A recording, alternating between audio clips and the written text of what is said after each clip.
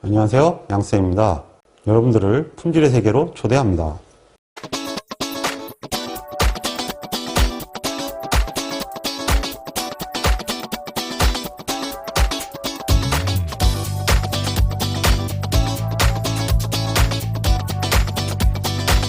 이번에는 제조물 책임에 관해서 학습합니다.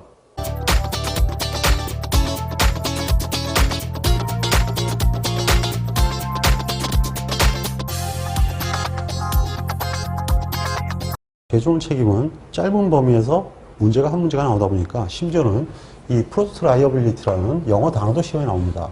여기서 약자로 PL이라고 한다 이렇게 되어 있죠. 그리고 제조물 책임법 제1조 목적이 있는데요. 이것이 시험에 나옵니다. 이것은 지금 현재 보면 1조 목적 그대로 적어놓은 겁니다. 그래서 가로 안에 들어가는 것이 무엇이냐 이렇게 질문하는데요. 주로 물어보는 것이 이 법은 제조물의 가로 결함으로 인하여 발생한 손해에 대한 누구의 제조업자의 손해배상 책임을 규정함으로써 피해자의 보호를 도모하고 국민 생활에 어떤 현상이냐? 안전 향상입니다. 생산성 향상이 아니고요. 그리고 국민 무엇의 경제의 건전한 발전에 기여할 목적으로 한다. 두 문제가 이 두 개씩 비어가지고 나오고 있습니다. 가로놓기 잘 봐두세요. PL법은 케네디가 소비자 권리운동에 대한 4가지 요구사항을 연설하면서 시작되었습니다. 즉, 이 PL법은 고객 만족 활동이 아니고요. 고객 권리운동입니다. 그래서 시험 문제가 이렇게 나오면 틀린 거예요. PL법을 적용함으로써 품질이 굉장히 우수하다는 것이 입증되었다. 품질에 대한 신뢰성을 향상시킬 수 있다. 이거 아닙니다.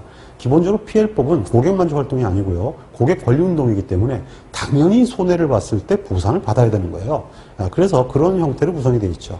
그래서 케네디는 4가지가 고객이 권리가 있다고 그랬는데요. 하나가 뭐냐 하면은 기본적으로 나는 그 물건을 삼으로써 안전해야 된다. 그리고 내가 그 자체에 대해서 무엇인지 알아야겠다. 그리고 내가 이것을 살지 말지를 내가 선택하는 것이다. 그리고 실제로 여기에 대한 의견을 들을 수 있어야 된다. 그래서 이 4가지를 주장을 했고 이것이 근거가 돼서 PL법이 만들어지게 됩니다. 제품 책임은 기본적으로 PLP와 PLD로 나눠집니다.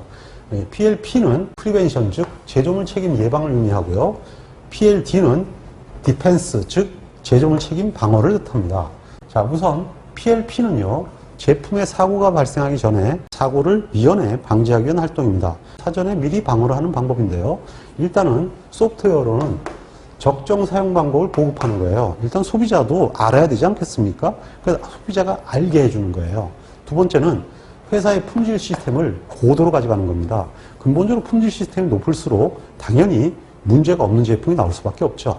그리고 협력업체나 공정의 기술 지도와 관리를 철저하게 하는 거예요. 물론 품질 보증 체계의 일환이죠.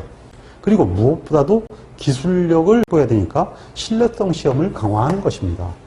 그리고 가급적이면 제품 안전 기술의 만전을 기하는 거예요. 물론 이건 같은 내용이 되겠죠. 그래서 이와 같은 내용이니까 이건 보시면 아시겠죠. 그리고 하드웨어로는 재료 부품의 품질을 확보하는 것, 이런 것이 얘기가 되겠죠. 그래서 이 PLP 내용은 처음부터 잘 만들자 하는 거니까 보기에서 보시면 특별한 문제 없이 아실 수가 있습니다. 다만 이런 거 하나만 신경 쓰면 되죠. 사용 방법 보고 왜 PLP야? 그런데 당연히 사전에 하는 행위니까 PLP가 되죠. 자, 이번에는 PLD에 관한 사항입니다. 이 PLD는 제품의 결함으로 인해서 손해가 발생하고 난 뒤에 방어 대책입니다. 이 방어 대책은 2가지인데요. 하나는 사전 대책이고 하나는 사후 대책입니다. 이 사전 대책은 3가지이기 때문에 시험에 잘 나와요. 일단 책임의 한정, 손실의 분산, 응급체계 구축입니다.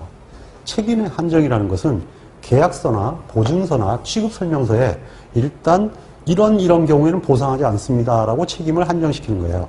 한번 그 매뉴얼을 보시다 보면 기본적으로 이런 경우는 소비자 잘못입니다. 뭐 이런 얘기들이 나와 있거든요. 이것은 내가 책임지지 않겠다는 얘기죠. 예를 들면 배터리를 기본적으로 불에다 집어던지면 폭발이 일어날 수 있죠. 배터리는 화기를 가까이 둬서는 안 됩니다라는 얘기 있거든요. 그래서 배터리를 화기에 둬가지고 거기서 문제가 일어나면 그건 당신 책임이다. 이런 식으로 해서 책임을 한정시키는 거예요. 그 다음에 손실을 분산시키는 거죠. 어쨌든 터질 수 있으니까 보험에 들어놓는 것입니다. 보험에 들어놓으면 사고 터지는 거에 대해서 보험으로 해결을 하니까 일단 기업은 그만큼의 부담을 줄일 수 있죠. 그리고 사전의 교육을 통해 가지고 응급망을 구축하는 거예요. 어쨌든 피해 문제가 터질 수 있으니까 터지게 되면 누가 창구가 되고 그 루트는 어떻게 하며 그때 종업원들이 어떻게 대응해야 된다는 것을 시뮬레이션을 통해서 교육을 해놓는 것입니다. 그것이 응급체계 구축입니다. 일단은 3개는 당연히 시험에 잘 나온다는 것을 참조해 주시고요. 기출문제 확인해 주세요. 그리고 사후대책은 초동대책과 손실 확대 방지로 나눠집니다. 초동대책이란 건 뭐냐 하면은 결론적으로 뭐 처음부터 해가지고 애시당초 그 얘기가 확산 안 되게 하는 거죠. 즉, 먼저 그 피해자를 만나가지고 피해자를 좀 이해시키고 피해자를 일단 보상해 줌으로써 달래는 거예요. 그리고 당연히 사실관계를 파악을 해야겠죠. 무엇 때문에 이런 일이 일어났는지. 그리고 매스컴에 대한 대응을 확실하게 해서 갑자기 소문이 눈덩이처럼 커져서 기업에 피해가 주는 건 막아야겠죠. 예, 이러한 행위를 초동대책이라고 그러고요. 그리고 손실 확대를 방지하기 위해서 보니까 이거 안 되겠단 말이에요. 그래서 자발적으로 리콜을 통해서 더 큰 문제가 터지기 전에 미리 수리를 다 해주는 거예요. 예, 이러한 형태의 노력이 사후대책의 일환이 됩니다. 그래서 시험 문제는 리콜이 뭐냐 뭐 이런 것도 나오고 있습니다.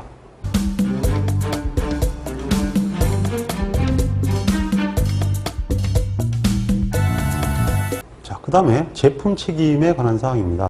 제품 책임은 기본적으로 과실 책임, 보증 책임, 원격 책임의 3가지로 구성됩니다. 그리고 다시 이 과실 책임은 설계상의 결함, 제조상의 결함, 표지상의 결함으로 나눠집니다.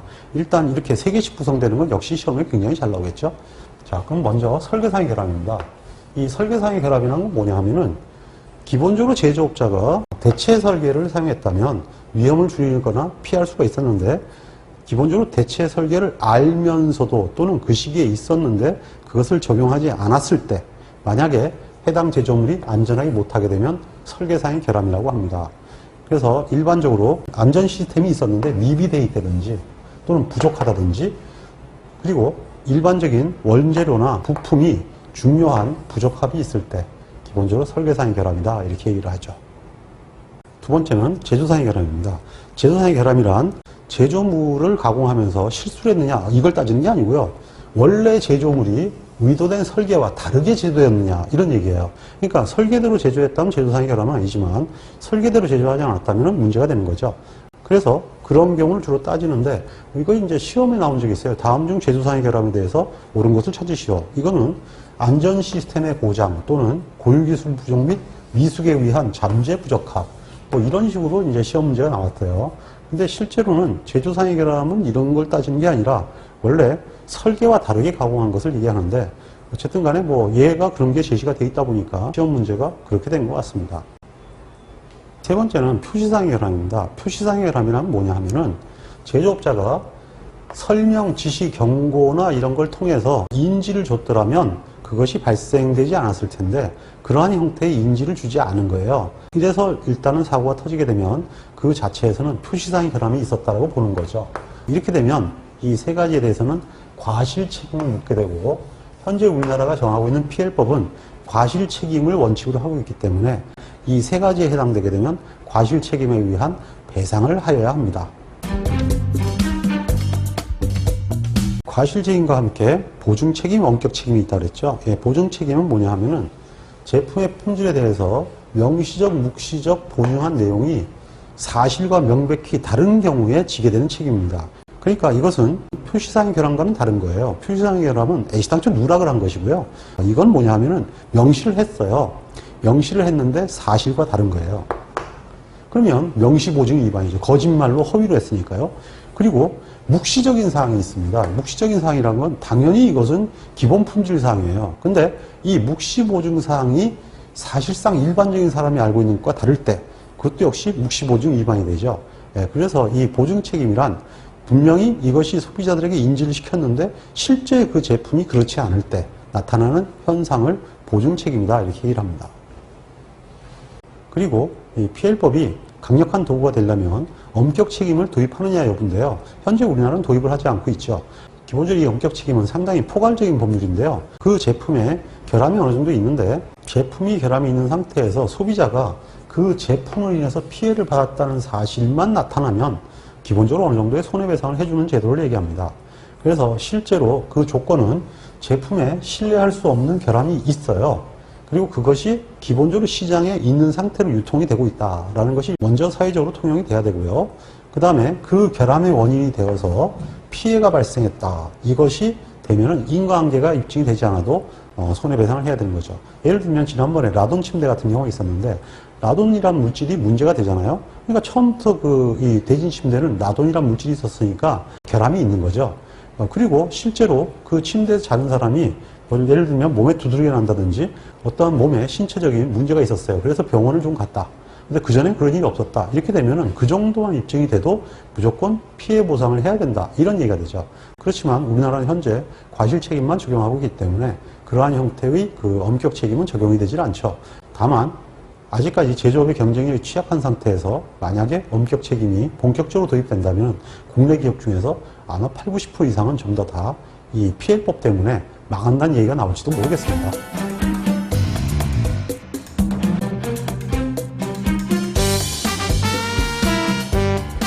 자, 먼저 품질교육에 대해서 알아보도록 하겠습니다. 품질교육은 일단 위에서부터 아래로 진행합니다. 즉 톱다운으로 진행을 하죠. 교육을 반드시 톱부터, 이것이 품질교육의 기본적인 모토입니다. 왜냐하면 방침으로부터 모든 게 시작되기 때문에 먼저 리더가 명확하게 방향을 정해야 조직이 그 상황에 맞게끔 따라가기 때문이겠죠. 교육도 그와 같은 관점에서 톱다운으로 진행을 합니다. 그리고 일상 중에 수행하는 사내교육은 OJT와 OFJT로 나눠집니다. 여기서 OJT는 업무를 하면서 교육을 받는 그러한 형태의 내용을 얘기하니까 사실상 리더가 부하 직원들을 육성하는 그런 형태가 되고요. OFJT는 일단 라인을 끊고 교육을 하는 겁니다. 그러니까 합숙 교육을 하던 아니면 공장에서 작업장이 밖으로 벗어나서 교육을 하는 거니까 실제로 교육을 심도 있게 할 수가 있겠죠. 두 가지는 적절히 교육돼야 되겠죠. 그리고 교육은 무조건 전문가용으로 교육하는 게 능사가 아니고 계층별로 필요한 수준만 교육을 하면 되겠죠. 그래서 각각 어느 정도까지 교육할 건지를 잘 계획을 세워서 진행을 하셔야 됩니다. 그리고 일반적으로 품질교육은 품질경영팀이 주관을 하고요. 교육으로서 끝나는 게 아니라 교육을 받게 되면 시험을 본다든지 아니면은 자기 공정에서 자기가 배운 내용을 적용을 해가지고 레포트를 제출한다든지 이러한 형태의 사후관리를 원칙으로 하는 것이 특징입니다. 지금 보시는 것은 품질교육 체계도입니다. 이렇게 교육훈련 방침에 맞게끔 교육을 전개를 하는데 교육의 분야는 조직 내 교육과 조직의 교육 그리고 사회공헌교육이 있어요. 사회공헌교육은 고객교육이라든지 지역사회교육이라든지 또는 퇴직 예행자 교육이라든지 이렇게 해서 사회에 공헌하기 위한 교육도 요즘은 포함이 됩니다.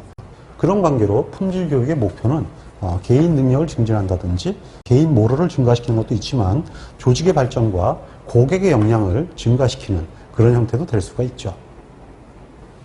그리고 이 품질교육은 기업에서 중요한 교육이기 때문에 중강제성을 띠고 있습니다. 그래서 이 산업표준화법 시행령에 아예 의무교육으로 말뚝을 박아놨는데요. 국내에서 사업을 하는 업체라면 KS나 KC가 있어야 되겠죠. GMP도 있어야 되고요. 어쨌든 이러한 형태로 인증을 받은 기업들은 무조건 산업표준화법 시행령에 의거해서 교육을 받아야 됩니다.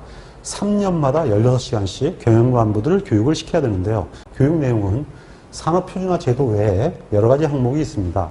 실제로 세부 항목을 묻는 경우도 있으니까 기출문제 학습을 통해서 어떤 형태로 문제가 나왔는지 반드시 익혀두시기 바랍니다. 그리고 기업에는 품질관리 담당자들이 있는데요. 특히 KS 기업들을 대상으로 하는데요. KS 기업의 영세업체들은 품질관리 기사를 고용하기가 사실은 좀 어렵죠. 그래서 품질 교육을 받은 사람들을 담당자로 고용하는 경우가 있는데 이러한 형태의 품질관리 담당자들은 유자격자는 아니기 때문에 3년에 한 번씩 보수교육을 받게 해서 품질 지식을 계속 학습하도록 유도하고 있습니다. 그러니까 품질경영 기사를 갖고 계신다면 이런 일을 할 필요가 없으니까 품질경영 기사를 가진 사람들을 기업은 선호를 하겠죠. 그래서 건설이나 토목 같은 경우에는 거의 KS 제품들을 중심으로 움직여가게 돼 있는데 그런 기업들은 반드시 품질 담당자를 가지고 있어야 되기 때문에 품질경영 기사를 일단은 선호하는 이유가 바로 여기에 있습니다.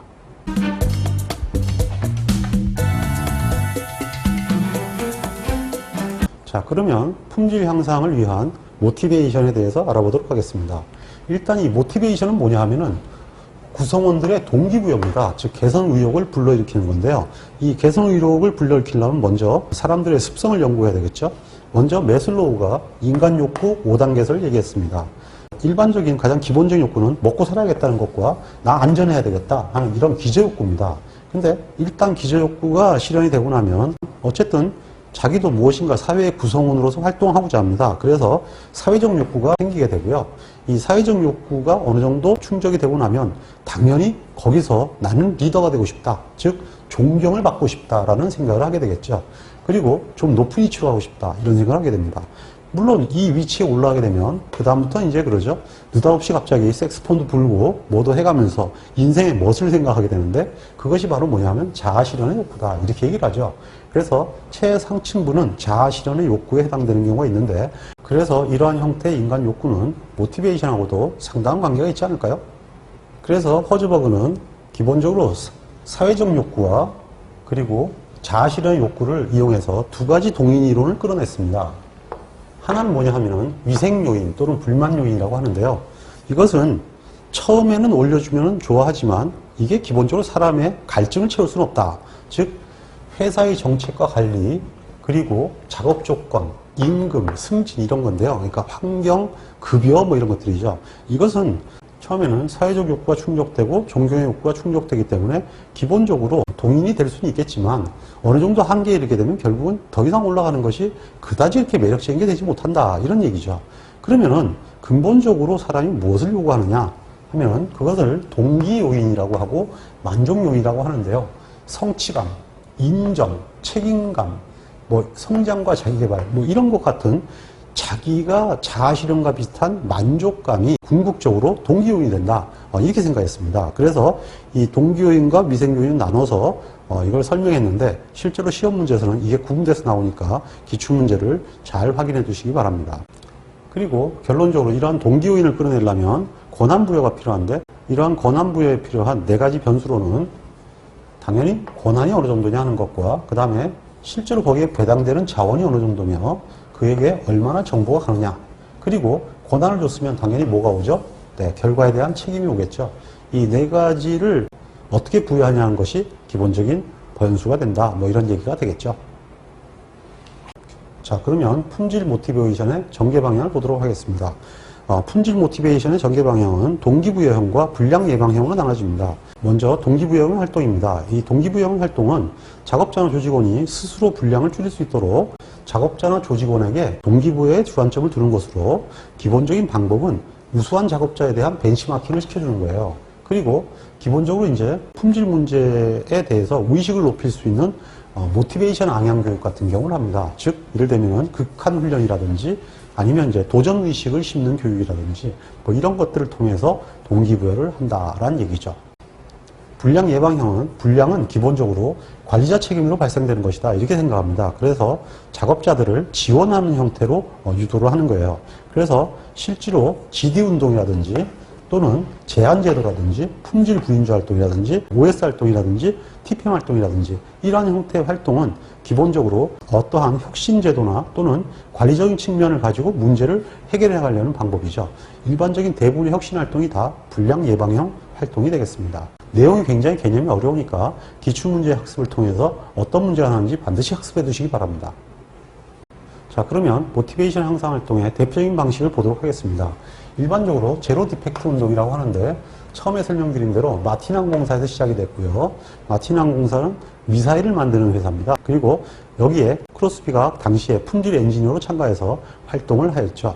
기본적으로 이 사상은 불량은 작업자의 실수에서 온다 이렇게 생각했고요. 그 실수는 다음에 세 가지에서 온다라고 얘기를 했습니다. 그 세 가지는 충분하지 못한 작업 준비, 그리고 종업원들의 훈련 부족, 그리고 종업원들의 실수, 부주의 이렇게 세 가지로 봤죠. 저것은 실수의 근원이 되고 저렇게 됨으로써 불량은 나온다 이런 얘기죠. 그리고 특히 부주의에 의한 오류는 무의도성, 의도를 가지고 한 건 아니다 이겁니다. 그리고 비고의성, 고의도 없다 이겁니다. 그리고 불예측성, 그리고 예측할 수도 없다. 그냥 무의식 중에 나온다 이거죠. 이러한 세 가지의 특성을 갖는다라고 정의를 내렸죠. 그래서 이러한 형태의 활동을 없애려면 어떻게 되겠습니까? 당연히 충분하지 못한 작업 준비는 기본적으로 충분히 준비를 하면 되고요. 그래서 준비를 기본적으로 체계화하면 되겠죠. 그리고 훈련 부족은 훈련을 하면 됩니다. 그래서 종업원들을 훈련하는 체계를 갖추면 되고요. 그 다음에 문제는 이제 이 부주의인데요. 이것은 해결하기가 가장 어렵습니다. 그래서 이 부주의를 해결하는 방식은 그 일의 중요성이 얼마나 중요한 것인지를 종업원들에게 자각시키는 쪽으로 가야 된다. 이렇게 얘기했죠. 즉, 그 일의 의미를 알게 하는 겁니다. 그 일의 의미는 하찮은 것도 중요한 게 될 수가 있는데요. 예를 들면 어떤 근로자는 오염을 닦아내는 일을 하고 있습니다. 근데 그 친구가 오염을 닦아내지 못하면 그 제품이 나갔을 때 더스트가 묻어있게 되죠. 결국은 소비자가 그것을 선택하지 않고 있어요. 그러니까 이것은 청소를 하는 일이 아니고 기본적으로 소비자가 필요하는 부분을 가꿔주는 것이다. 이렇게 생각한다면 그 작업자는 청소하는 일이 아니라 이것은 굉장히 소비자에게 필요한 일을 하고 있기 때문에 내 일이 굉장히 중요하다. 이렇게 생각한다는 거죠. 그러면 그 일에 대한 모티베이션이 올라가게 되고, 모티베이션이 올라가게 되면 기본적으로 불량이 나오지 않는 그러한 환경을 조성하게 된다. 이러한 형태의 운동이 제로 디펙트 운동입니다. 그리고 또 하나의 모티베이션 활동으로는 자율경영팀 활동이 소개가 되어 있습니다. 에릭 트러스트 교수가 주창을 했고요. 그리고 구미 각국에서 많이 쓰고 있는 기법인데요. 일반적으로 QC서클보다는 조금 다른 형태인데요. 이건 뭐냐 하면은 QC서클은 공정 내에 일어나는 사소한 문제에 대해서 이제 테마를 잡고 접근하는 방식인데 반해서 이것은 교양부터 시작해서 상당한 부분에 자율권을 줍니다. 문자 그대로 예상과 목표와 의사결정권까지 줘서 자기네들이 하고 싶은 일을 하게 해주는 거예요. 그러면 자기네들이 계획을 세우고 그 내용을 전개를 하니까 기본적으로 지시를 받고 하는 것보다는 훨씬 잘할 수 있죠. 즉 회사 내에 하나의 새로운 사업거리를 자기네들이 제안을 하게 되면 그 사업 제안을 그 사람들 보고 실현하게 해주는 겁니다. 그러니까 자기가 사장이라는 생각을 갖고 접근을 할 수가 있죠. 그러니까 이런 식으로 일을 진행하게 되면 시켜서 하는 것보다는 자기가 창의적으로 생각하고 접근하니까 잘할 수 있는 것에 최선을 다하게 되겠죠. 그러니까 훨씬 더 좋은 성과를 낼 수가 있게 되죠. 그런 것을 유도하는 것이 바로 자율경영팀입니다. 역시 이 문제도 한두 문제 정도 기출문제가 출제가 되어 있으니까 참고하셔서 학습해 두시기 바랍니다.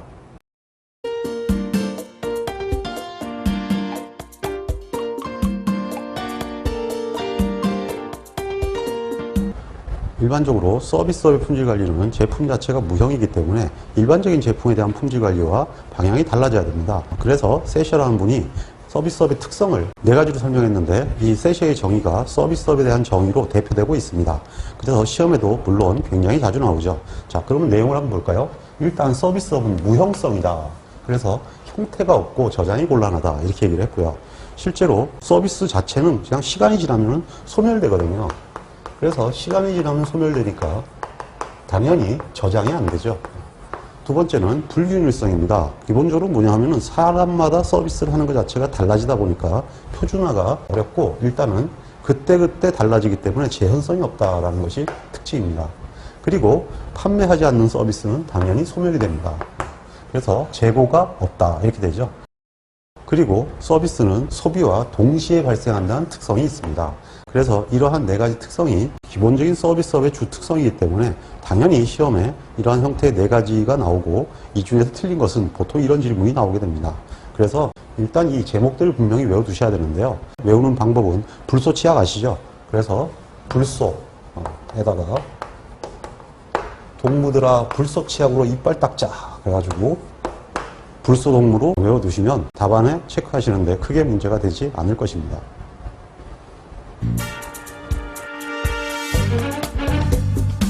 그리고 서비스 품질 관리에서 두 번째로 자주 출제되는 것이 서브컬 모형입니다. 이 서브컬 모형은 파라슈라만이 제안한 것인데 기본적으로 이 서비스업 자체가 현재 상태가 품질이 좋은 건지 나쁜 건지 평가를 할 수 있어야 되잖아요. 그래서 지금 그 회사의 서비스 품질은 어느 정도 수준이다. 이것을 평가하기 위해서 은행 등을 대상으로 원칙을 만든 겁니다. 그래서 서브컬을 처음에는 5가지로 분류해서 만들었다가 나중에는 10가지로 확대된 모형을 발표하였습니다. 일단 먼저 발표된 5가지 서브컬 모형에 대한 평가 항목입니다. 기본적으로 이 평가는 그 유형성, 신뢰성, 반응성, 확신성, 공감성 이렇게 5가지를 평가를 했는데요. 역시 마찬가지로 이 5가지의 명칭도 외워두는 게 좋겠죠. 그래서 저는 이걸 외울 때 어떻게 외우냐 하면은 유심과 반공을 묶어요. 그러니까 유심과 반공은 통한다. 확실하죠? 이렇게 되는 거죠. 그러면 유형성, 신뢰성, 반응성, 공감성, 확신성 이렇게 5가지로 외웁니다. 자, 그러면 내용을 보도록 하겠습니다. 먼저 유형성은 기본적으로 그 회사가 서비스업이라 하더라도 뭔가 장비를 갖고 있어요. 그래서 장비나 또는 이제 그 종업원들의 외모, 그리고 그 건물이 얼마나 보기 좋냐 하는 기본적인 시설 같은 것들의 그 유형 물질의 상태. 이것이 이제 첫 번째 평가 항목이 되고요. 두 번째는 신뢰성입니다. 자기네들이 어떠한 특성을 명시적, 무시적으로 소개한 것이 있을 건데 그것과 얼마나 일치하느냐 하는 것이 이제 신뢰성 평가 항목이고요. 그리고 반응성이라는 건 뭐냐면 종업원들이 얼마나 그 서비스를 잘 제공해주고 있느냐, 그리고 얼마나 마음들게 적극적으로 하느냐, 뭐 이런 것들이 기본적으로 반응성에 관한 사항입니다. 그리고 네 번째는 확신성입니다. 실제로 사람들은 얘기를 하고 그 사람들이 하는 행동을 보면 이거 믿을 수 있구나 이런 걸 알 수가 있죠. 그래서 실제로 그 사람들의 지식이나 예절, 그리고 실질적으로 그 사람들의 얼마나 진정성이 느껴지게끔 행동을 하는지 이러한 것들이 기본적인 평가 항목이 되겠습니다. 그리고 마지막으로 이제 공감성에 대한 평가인데요. 공감성은 뭐냐 하면은 개인이 결국은 느끼는 거예요. 사람마다 서비스에 대한 느낌이 틀리기 때문에 개인이 어떻게 느끼느냐 하는 것이 공감성의 평가 항목이 됩니다. 그래서 이러한 5가지의 서브컬 항목을 두고 평가를 해서 기업의 서비스 품질 수준을 나타내는 것, 이것이 바로 서브컬 모형입니다. 기본적으로 이 서브컬 모형에 대해서는 주로 이 설명보다는 어쨌든 용어를 주고 그 중에서 해당되는 것이 아닌 것은 뭐 이런 형태의 문제가 나오고요. 그 다음에 혹간 문제가 설명하는 문제도 나오기 때문에 개념도 또 알고 있어야 됩니다. 다만 너무 내용이 어렵고 짧은 기간에 학습하기가 그렇게 용이치 않으니까 기출문제를 중심으로 필요한 것만 암기하시는 정도로 학습하시면 되겠습니다. 그리고 10가지 서브컬은 확신성과 공감성을 확대를 했습니다. 확신성을 4가지로 확대를 했고요. 공감성을 기본적으로 3가지로 확대를 합니다. 그러니까 쉽게 해서 확신성은 뭐냐 하면 능력, 그러면은 실제로 그 직원들이 얼마나 뛰어나느냐 하는 것이고요. 그리고 예절, 그 직원들이 얼마나 이라시아이마생 뭐 이렇게 친절하게 하느냐 하는 거고요. 그 다음에 3번째는 기본적으로 그 자체가 얼마나 비밀을 지켜주느냐. 그러니까 내가 그 회사를 하면서 내가 다치지 않아야 되는 거 아니겠습니까? 나에 대한 비밀 보장 같은 거, 그리고 내가 싫어하는 것은 기본적으로 이제 지켜주는 그런 형태가 되겠죠. 그리고 이제 얼마나 진정성이 느껴지느냐, 이렇게 4가지 평가 항목으로 다시 나눈 거고요. 그 다음에 공감성은 그 개인의 만족 아니겠습니까? 내가 그 회사를 가거나 그 정보를 접하는데 얼마나 편하냐 하는 접근성 문제하고, 그 다음에 개인이 응대를 요청했을 때 어떻게 커뮤니케이션에 대응해 주느냐, 그리고 이제 내가 그것을 그러면 얼마나 잘 이해할 수 있느냐 하는 형태가 평가 항목이 되는 거죠. 그래서 이렇게 해가지고 10가지 평가 항목으로 서브컬이 활용되고 있습니다.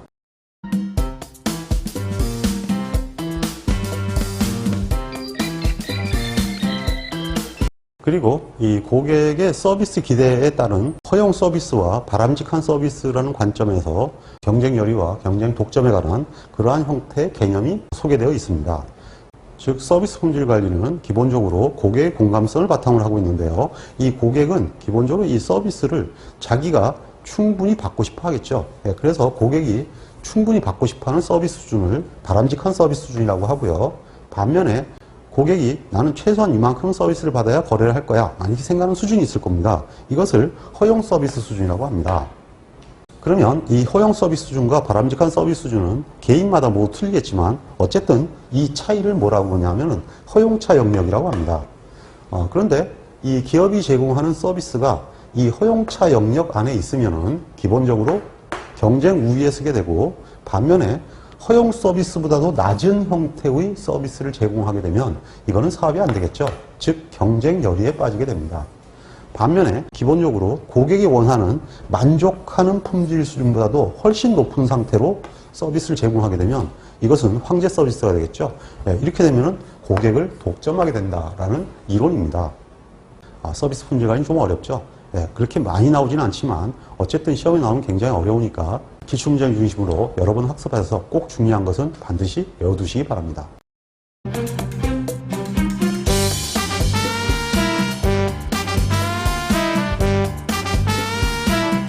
품질관리는 TQC가 태동하면서부터 등장을 합니다. 그래서 이 품질관리는 GE를 중심으로 발전을 했는데요. 역시 GE의 품질부장이었던 파이겐바움의 정의가 초기에는 품질비용의 교과서로 많이 활용되어 왔습니다. 이 품질비용에 대한 파이겐바움의 정의는 품질관리에 수반되는 제비용이고 제조원가의 부분원가라고 했습니다. 즉 제조원가는 아니다 이런 얘기죠. 기본적으로 이분이 생각했던 품질비용의 구성비는 제조원가의 8 내지 9%고 일반적으로 기업들이 나타나는데 측정 수준은 6, 7% 정도다라고 하였습니다. 아마 GE가 당시에 잡았던 목표가 이랬던 걸로 판단됩니다. 자, 이 품질비용을 어떻게 사용하느냐는 용도를 이분이 제시를 했는데요. 일단은 뭐냐 하면은 기업의 품질 경영 수준을 평가한다 이렇게 얘기했는데 이것은 크로스비도 이렇게 얘기했고요. 뒤에 식스 시그마 시대의 마이클 헤리도 같은 얘기를 합니다. 저 역시 기업의 품질 경영 수준을 평가하는 데는 품질 포스트만한 도구는 없다고 생각합니다. 그리고 공정 품질 분석의 도구다 이렇게 얘기하는데 기본적으로 이게 보면 제조원가의 부분원가라 그랬으니까 당시에 당연히 공정품질은 제조원가에 나오는 거 아니겠습니까? 그래서 불량 비용을 분석한다. 뭐 이런 관점이 되겠죠. 그리고 어디서 불량 비용이 많이 나온다. 뭐 이런 얘기로 판단할 수도 있을 것입니다. 그리고 당연히 제조 부분을 효율화하는 거니까 그 제조 부분의 개선 계획을 잡을 때 품질 비용이 많이 나오는 쪽을 중점적으로 잡을 수가 있으니까 계획 수립의 도구가 될 수가 있고, 그리고 손실 비용이 굉장히 많은 곳에는 기본적으로 예산을 좀 투입해서 손실 비용을 줄여줄 필요가 있다고 판단하니까 그 자료를 보고 예산 편성에 활용할 수도 있을 것입니다. 그래서 실제로 이 품질 비용은 품질 정책을 결정하고 품질 정책의 수행 결과를 평가하는, 이렇게 경영관리에 활용할 목적으로 만들어진 그러한 형태의 평가 도구입니다.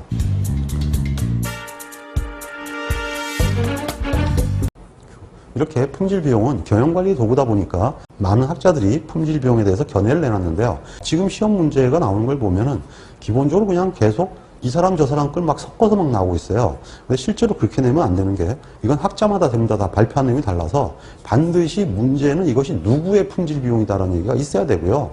그리고 거기에 따라가 내용이 다르기 때문에 답은 달라질 수 있습니다.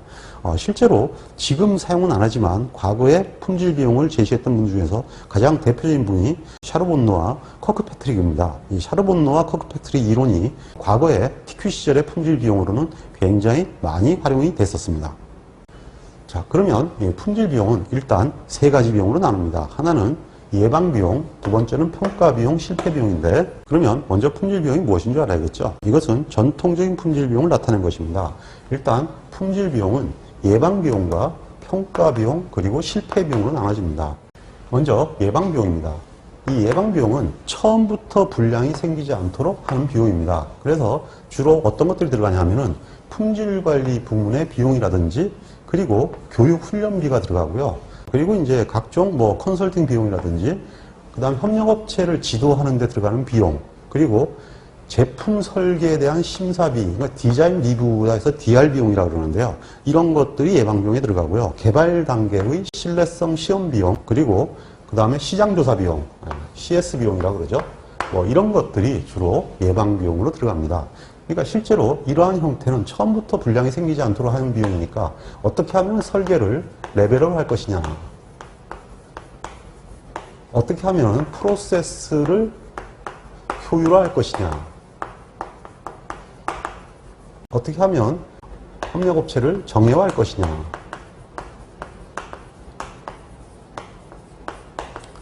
어떻게 하면 조직원을 훈련시킬 것이냐.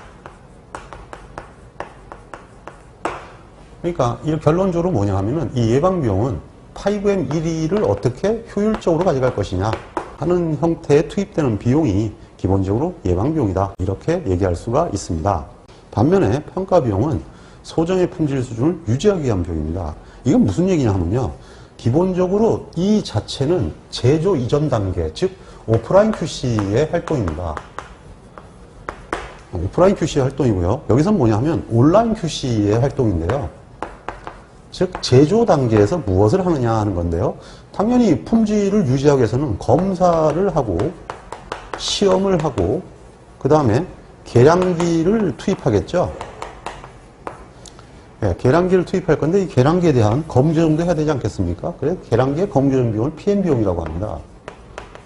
그러니까 주로 검사 및 시험에 관한 비용입니다. 그럼 여기서 신뢰성 시험이 있지 않느냐? 그런데 이거는 개발 시험에 관한 거고요. 여기서 들어가는 것은 뭐냐 하면은 제조 과정 중에서 시험하는 비용을 얘기합니다. 그래서 제조 과정 중에 품질 관리를 위한 시험은 평가 비용이 되고, 개발 단계에서 DR을 목적으로 하는 시험 비용은 예방 비용이 되는 거죠. 그래서 평가 비용은 시체말로 검사에 관한 비용, 이렇게 때려버리면 평가 비용은 간단하게 구분이 됩니다. 자, 이번에는 실패 비용입니다. 실패 비용은 소정의 품질을 유지하는데 실패한 비용이다. 뭐 이해하기 쉽죠. 실패 비용이니까 실패 비용인데요. 이 실패 비용은 두 가지로 나눠집니다. 하나는 사내 실패 비용이고요. 하나는 사회 실패 비용입니다. 이 사내 실패 비용은 제조 단계에서 발생하는 여러 가지 손실 비용을 얘기합니다. 그래서 폐기라든지 재가공, 그 다음에 설계 미스로 인한 설계 변경 시에 발생되는 비용, 그리고 협력업체가 내는 분량. 이거는 공장 내가 아니지 않느냐? 근데 그 뜻이 아니고요. 이 사내와 사회는 소비자한테 소유권이 넘어갔느냐? 소유권이 소비자한테 갔다. 즉 판매가 일어나고 나서 일어난 일이다. 그러면 사회 실패 비용으로 들어가고요. 판매 이전, 즉 소유권이 아직 우리한테 있는 거죠. 협력업체에 발주 준 것도 내가 발주 준 거니까 당연히 소유권은 나한테 있는 거죠. 그러니까 실질적으로 나한테 소유권이 있는 상태에서 트러블로 인한 손실 비용은 내부 실패 비용, 즉 사내 실패 비용이 되고요. 그리고 기본적으로 판매 이후에 일어나는 실패 비용은 사회 실패 비용으로 구분을 합니다. 그렇기 때문에 협력업체 불량도 당연히 사내 실패 비용이 되죠. 반면에 사회 실패 비용은 불량으로 인한 대책비 중에서 이제 주로 이 불량은 크레임이죠. 예. 크레임이 와서 기본적으로 그걸 해결하기 위해서 대책을 세우고 있다. 그러면은 일단은 사내에서 품질 문제를 해결하기 위한 거지만 어쨌든 고객이 시비를 걸었으니까 소유권이 넘어간 상태에서 일어난 거죠. 예, 그러면은 사회 실패 비용이 됩니다. 그래서 뭐 고객사에 가가지고 서비스를 해준다든지 또는 고객들에게 AS를 해준다든지 또는 이제 대품은 물건을 바꿔주는 거예요. 물건을 바꿔주든지 현금 보상을 해준다든지 벌금이라든지 뭐 이런 것들이 전부 다 사회 실패 비용에 해당됩니다.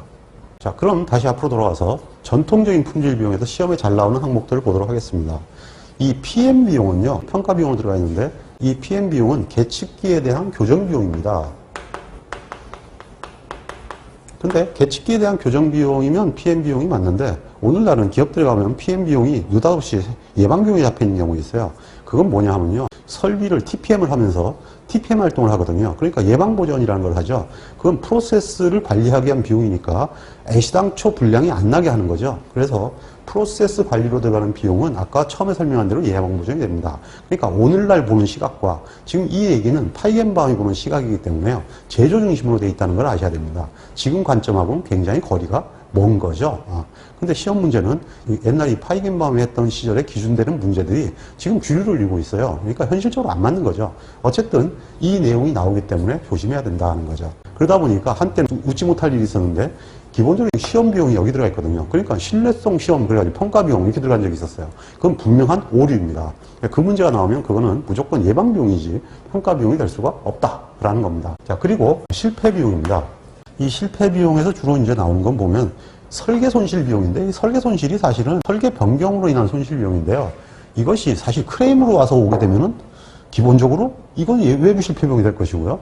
내부에서 문제가 있다고 했을 때는 이제 사실은 내부 실패가 되겠죠. 근데 당시에 이렇게 정리한 사람은 G였어요. 그러다 보니까 지금도 계속 이렇게 돼 있어요. 그래서 설계 변경이라는 손실 비용 그러면은 그냥 이유 없이 그냥 내부 실패 비용이다 이렇게 보세요. 근데 그렇다고 해서 설계를 마이너 체인지를 했어요. 그거는 내부 실패 비용이 아닙니다. 다만 만약에 설계 변경을 했을 때 정상적인 변경을 했더라도 기본적으로 각 협력업체 이런 데 제대로 공지를 해서 스크랩을 발생시키지 않아야 되는데 설계 변경으로 인해서 불가결하게 스크랩이 발생한다면 이건 손실 비용이 되겠죠. 이건 또 이거하고 별개 문제가 될 것입니다. 어쨌든 이런 형태의 문제가 나오고요. 여기 나머지는 일단 설명한 그대로인데 재조물 책임 비용이 기본적으로 외부 실패 비용으로 되어 있습니다. 그러니까 재조물 책임 비용 중에서 상당 부분이 보험료인데 이 보험료가 외부 실패 비용으로 처리가 된다는 얘기죠. 뭐 어쨌든 간에 보험료란 고객들을 대상으로 지불하는 거니까 기본적으로 외부 실패 비용이 되겠죠. 그렇지만 화재 보험료는 내부 실패 비용이 되지 않겠습니까? 이렇게 상황상 많이 틀릴 수 있는데 근본적으로 이 구분된 걸 가지고 시험 문제가 자꾸 출제되다 보니까 거기서 그냥 나오는 대로 따라갈 수밖에 없습니다. 그래서 기출 문제를 잘 보시고 거기다 설명을 달아놨으니까 그 설명을 잘 따라서 가시다 보면 구분이 명확하게 될 것입니다.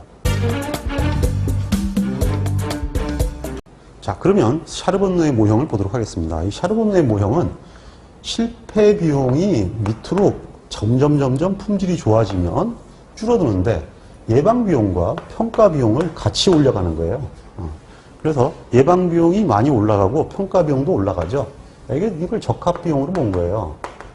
근데 근본적으로 뭐냐 하면은 이 자체가 어느 정도 줄어들게 되면 이게 제조 비용이기 때문에 제조 단계에서는 기본적으로 그 기회비용이나 이런 것들이 거의 없죠. 그러다 보니까 품질이 상당 부분 올라가게 되면 그때부터는 이 F가 줄어드는 것보다 이게 올라가는 게 더 많아지죠. 그래서 여기가 뭐가 되냐면 Q스타가 돼요. 최적 품질 수준이죠. 그래서 이것을 넘어가면 이건 과품질이다. 이것은 저품질이다. 이렇게 얘기를 했어요. 그러니까 완전히 호랑이 담배 먹던 시절 얘기죠. 실제로 이 시험 문제가 상당히 잘 나오니까 주의해야 됩니다.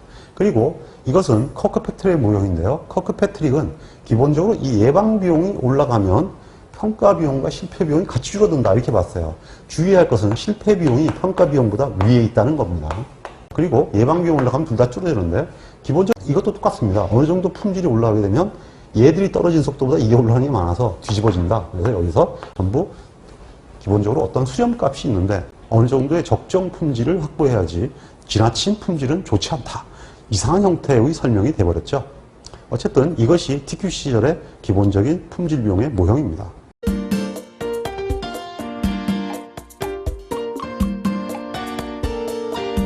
그리고 20세기 후반으로 가면서 품질 경영이라는 관점이 등장하고 그리고 식스 시그마로 연계가 되면서 크로스비와 마이클 해리 등에 의해서 COPQ라는 관점이 부각되기 시작합니다.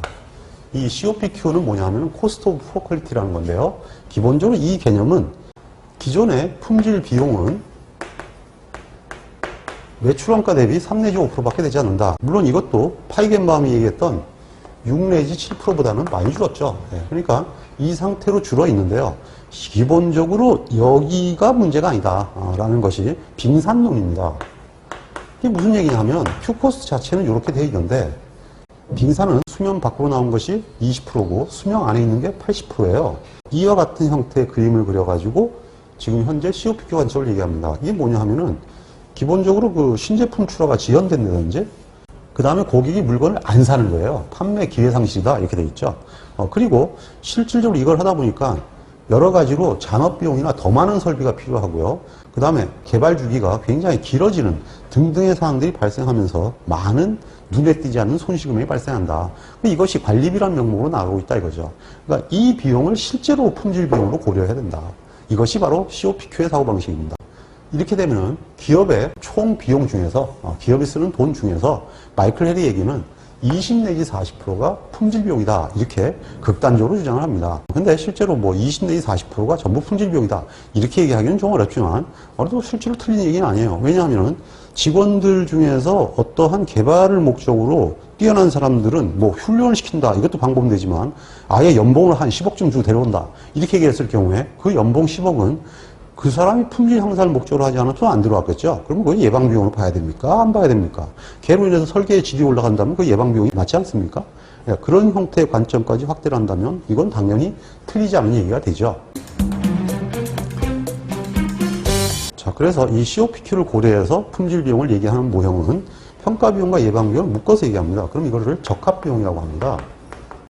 이것을 묶어서 적합 비용이라고 한 사람은 크로스비고요. 그리고 식스 시그마에서도 이것을 적합 비용으로 보고 투입 비용으로 봅니다. 근데 이 투입 비용이 아까 말씀드린 실패 비용이 이게 COPQ 관점이 되면서 전체 제조 원가의 20%나 되는 거예요. 근데 적합 비용을 아무리 투입해도 20%까지 투입하겠습니까? 이거 해봐야 얼마 늘어나지는 않아요. 그러니까 실제로 이걸 아무리 올려가도 이것 떨어뜨리는 것이 더 크기 때문에 품질 수준이 극한에 이르렀을 때 품질 비용이 최소화 된다. 즉 지속적으로 계속 감소한다. 이러한 형태의 이론으로 지금은 바뀌어 있습니다. 즉 TQ 시절의 품질 비용 모형과는 완전히 다르죠.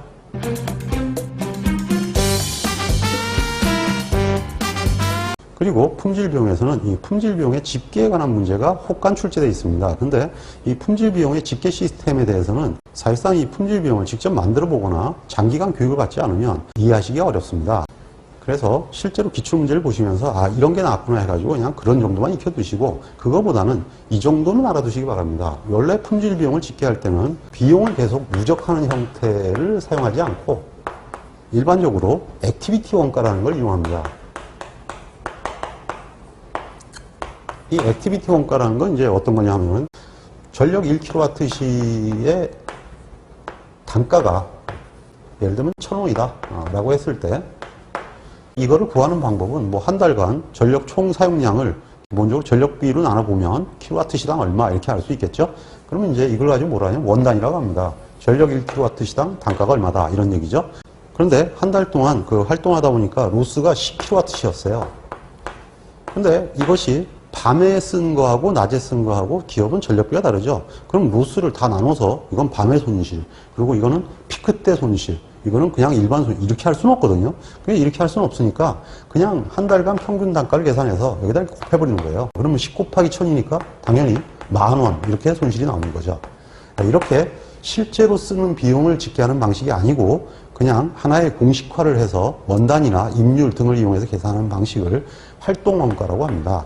그래서 실제 품질 비용을 계산하는 방식은 활동원가를 중심으로 계산을 합니다. 만약에 품질 비용에 대한 기본적인 자료를 보고 싶으면 저희 이나무의 자료실을 활용하시기 바랍니다.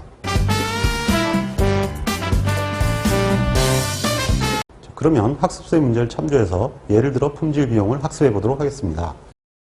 데이터의 품질 코스트 중에서 예방 비용을 계산하여 타이겐바움 품질 코스트 기준에 의하여 분석한 결과로 옳은 것은 이렇게 되어 있네요. 자, 일단은 PM 코스트, 이거는 평가 비용입니다. 그러니까 1,000원이죠. 자, 재가공 코스트는 실패 비용에 들어갑니다. 시험 비용이니까 당연히 검사 비용이죠. 외주 불량 코스트는 불량 손실 비용입니다. 불량 대책 비용도 불량 손실 비용이죠. 수익 검사 비용은 당연히 검사 비용이죠. QC 계획 코스트는 예방 비용이죠. QC 사무 코스트도 예방 비용입니다. 공정 검사 코스트는 검사 비용이죠. 품질 교육 비용은 250원이네요. 예방 비용입니다. 완제품 검사 비용은 평가 비용이죠. 그러면 이 금액을 계산하면 500원이 되고요. 이 금액은 9,000원이 되네요. 그리고 이 비용은 8,500원이 됩니다. 자, 그러면 전체의 품질 비용은 모두 더하면 18,000원이 되죠. 근데 18,000원인데 예방 비용이 500원이니까 500원을 18,000원으로 나누면 2.7%가 됩니다. 그러면 예방 비용의 비율은 낮다라고 동그라미 해야 됩니다. 왜냐하면 타이겐바움이 봤던 평가 비용과 예방 비용과 실패 비용의 비율은 예방 비용은 기본적으로 5 내지 10%, 그리고 평가 비용은 30 내지 40%, 실패 비용은 40 내지 60% 정도를 구성비로 받습니다. 그리고 예방 비용은 기본적으로 높을수록 좋다고 했으니까 대략적으로 타이겐바움이 봤던 예방 비용의 크기는 대략적으로 한 10% 정도를 최대치로 봤고요. 기본적으로 이제 5 내지 10%면은 적절하다, 이렇게 평가를 하였던 거죠. 하지만 오늘날은 업종에 따라서 이 비용 자체는 다 다를 수밖에 없고요. 어쨌든 간에 무엇을 뽑았냐에 따라서 차이가 될 수가 있었기 때문에 실제로 이러한 그 수치가 절대적인 기준이 될 수는 없다는 것은 사실입니다. 나중에 기회가 되시면 ASQC의 자료를 한번 학습해 보시고, 그리고 저희 이나무의 자료실에 제가 최근 개념의 품질 비용을 중심으로 자료를 만들어서 올려놨으니까 필요하신 분은 그것을 다운받아서 학습하시기 바랍니다.